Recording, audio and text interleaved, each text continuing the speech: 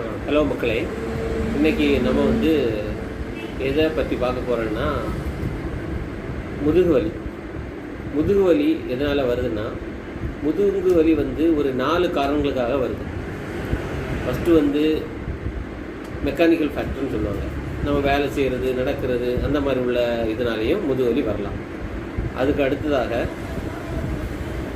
Age fact. நம்ம வயசாக ஆக ஆக நம்மளோட தசைகள் வந்து வலி விளக்குறதுனால போனோட அலைன்மெண்ட்டு அங்கேயே மாறும் பொழுது நமக்கு முதுகுவலி ஏற்படலாம்.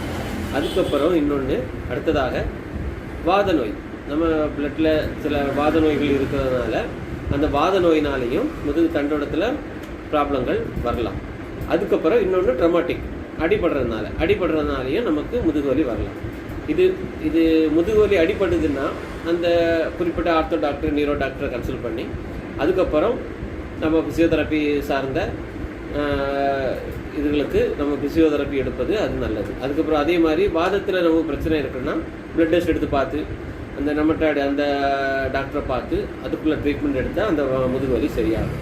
அதுக்கப்புறம் தேய்மானத்தினாலேயும் மெக்கானிக்கல் ஃப்ராக்சரான உள்ளதையும் கண்டிப்பாக வந்து ஃபிசியோதெரப்பினாலேயும் சரி பண்ண முடியும். அதை நீங்கள் கண்டிப்பாக ஒரு ஸ்கேனு அல்லது எக்ஸ்ரே ஏதாவது எடுத்துகிட்டு உங்கள் அருகில் இருக்க ஃபிசியோதெரப்பி மருத்துவரையோ இல்லது என்னையோ நீங்கள் கண்டிப்பாக வந்து தொடர்பு கொண்டு, இல்லைனா டைரெக்டாக கிளினிக் வந்து அதை வந்து கண்டிப்பாக வந்து அந்த வலியை வந்து நீங்கள் வந்து கண்டிப்பாக வந்து உடனே பார்க்கணும். இதான் இன்னத்தோட டாப்பிக்கு. ஏதாவது சந்தேகங்கள் ஏதாவது இருந்துன்னா நான் கீழே என்னோடய நம்பரை கொடுக்குறேன். நீங்கள் கண்டிப்பாக அதை கான்டாக்ட் பண்ணி கேட்கலாம். ஆலோசனை வந்து இலவசமாக தான் அளிக்கப்படுகிறது. நன்றி மக்களே.